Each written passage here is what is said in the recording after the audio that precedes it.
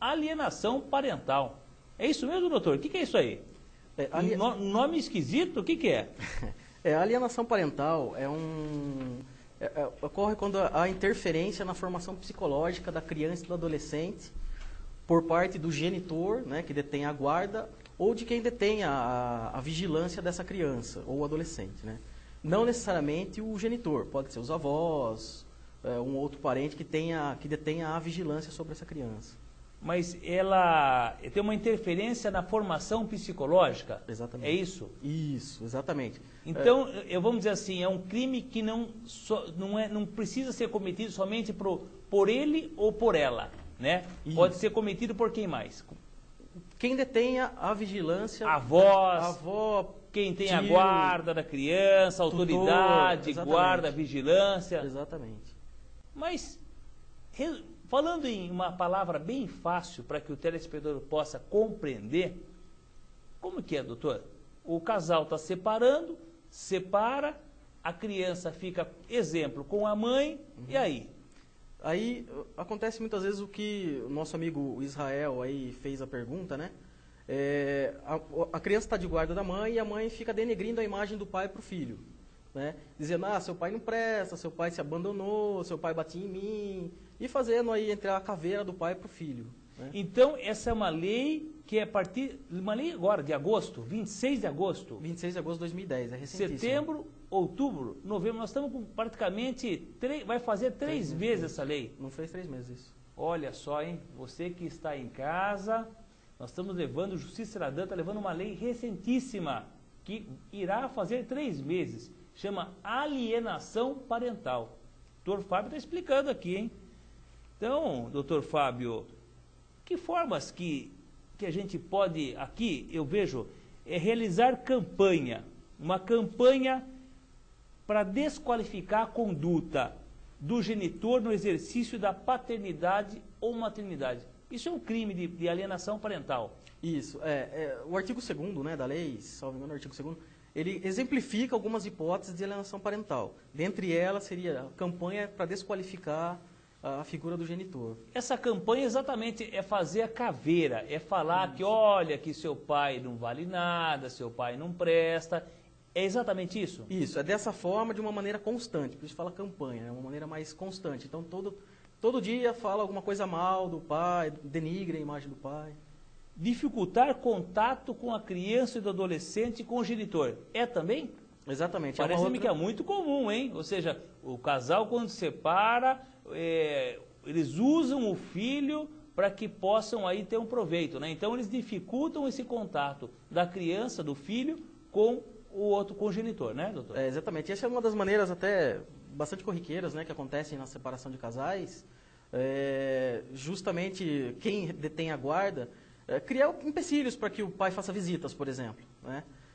Cada hora é uma desculpa para que ele não visite. Ele está dormindo, ele está em outra atividade, ele não se encontra em casa. Apresentar uma falsa denúncia contra o genitor também doutor? Isso, existem casos de pais, né, de cônjuges, que formulam até boletim de ocorrências para denegrir a imagem da outra parte, né? Inventam que foram ameaçados, que foram injuriados, uma série de argumentos que não são verdadeiros, né? E para depois influenciar a criança dizendo, tá vendo, seu pai veio aqui e me ameaçou, sua mãe veio aqui e me ameaçou. Essa lei é de agosto, mas parece-me que há muito tempo ela já vem ocorrendo isso daí. Na realidade, a alienação parental não é de hoje que acontece, né? Existem até casos anteriores à lei, né? Essa lei só veio a regulamentar uma situação que na prática já existia, né? Mudar o domicílio para um local distante, sem justificativa, visando dificultar a convivência da criança com outro genitor, com familiares, também? Exatamente. Existem casos... Olha só, então a pessoa que muda de endereço sem justificativa, Isso. não avisa o genitor, ela também está incidindo nessa lei nova, alienação parental? Pode estar incidindo nessa nova modalidade de infração, né, vamos dizer assim. Agora, a gente verifica, doutor, que tendo indício né, suspeita da alienação parental, como que dá o início ao processo? Isso. Havendo indícios, o início do processo pode ser de duas formas. Ou a parte requerer, no processo em andamento ou em ação autônoma, ou o juiz de ofício. Ele está lá analisando um caso de guarda, por exemplo, ele vê que existe essa figura da alienação parental, ele de ofício pode instaurar esse incidente, né? O incidente seria um outro processo dentro de um já andando, né? E, inclusive, a hora que é instaurado o incidente de alienação parental, o processo ganha prioridade de tramitação, né? Qualquer momento do processo, o juiz pode declarar de ofício, ou seja, olha, pelo que se apresenta nesse processo de separação, aliás, processo de divórcio, ele pode declarar aberto, vamos dizer assim, o processo da alienação parental. Exatamente. A qualquer momento que ele veja que está acontecendo esse tipo de problema no andamento do processo, ele pode fazer a instauração do processo incidente. E qual que é o objetivo? Ele vai adotar medidas provisórias para proteger quem? A criança. Olha só. Então, o nosso amigo César Alvarenga, que fez até uma questão ao vivo, né?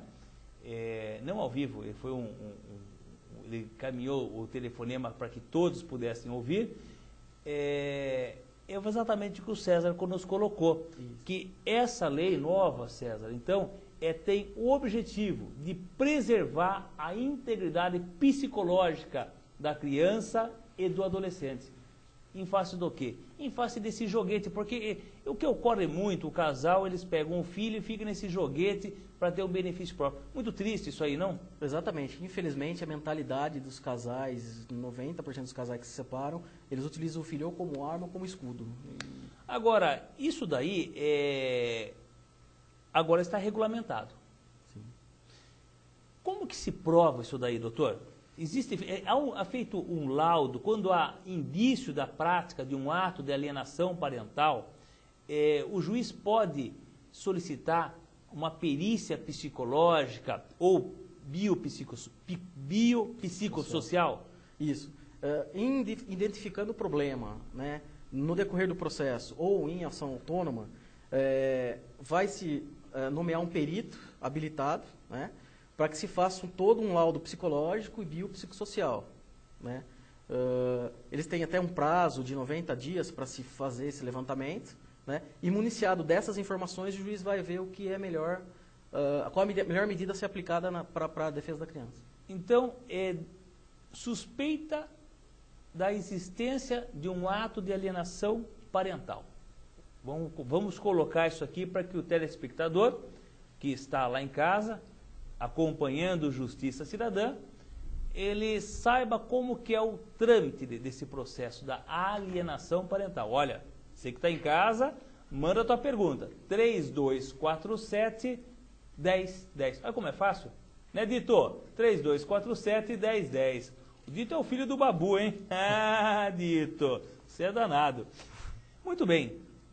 Perícia, ela vai ser feita por um profissional que será designado pelo juiz. Um profissional habilitado para essa matéria, doutor? Isso, exatamente. Pode ser um profissional ou uma equipe multidisciplinar, né?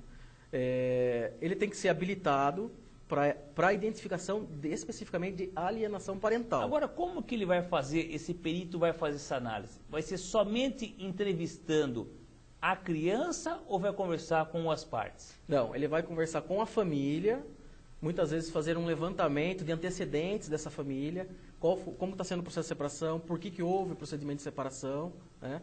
Muitas vezes faz até um levantamento financeiro, socioeconômico da família, né? Ele faz toda uma gama de estudos para se chegar a esse laudo. E o objetivo, o que é? É diagnosticar atos de alienação parental? Esse que é o objetivo desse laudo? Isso, o objetivo é diagnosticar se está havendo o problema de alienação parental ou não, né?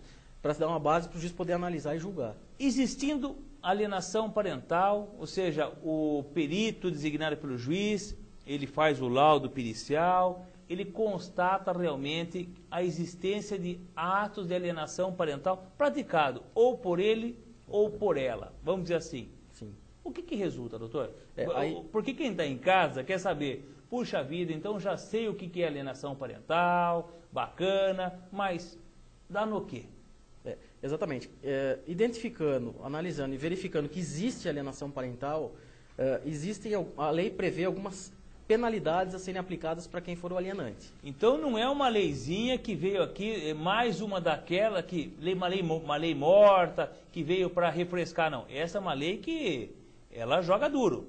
Exatamente. É para punir e evitar esse tipo de conduta por parte dos genitores. E pune? Pune. A punição pode ir de uma simples advertência até a perda da guarda, pátrio poder sobre a criança. Doutor, Joana do Centro de Votorantim. Obrigado, Joana, pela sua pergunta. Você que está em casa no Centro de Votorantim, manda também a tua pergunta, faça como a Joana. Eu preciso de advogado para fazer minha separação. Não temos, ela está perguntando se precisa de advogado para fazer a separação. Ela não tem filhos e está separada de corpos há 1 ano.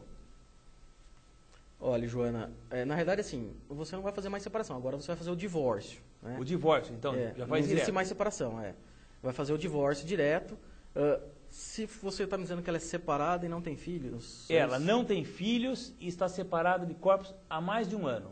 Não, ela pode fazer a modalidade, inclusive, extrajudicial, desde que seja consensual. Ela pode fazer a modalidade extrajudicial, mas vai precisar de um advogado. Ou seja, basta ela ir no cartório, né? Exatamente. Porém, é necessário de um advogado. Isso, apresenta o advogado para que se dê validade ao termo que vai ser dito. Mas, dependendo da situação, ela pode até requerer a justiça gratuita. Não? Isso, pode recorrer à Defensoria Pública, né?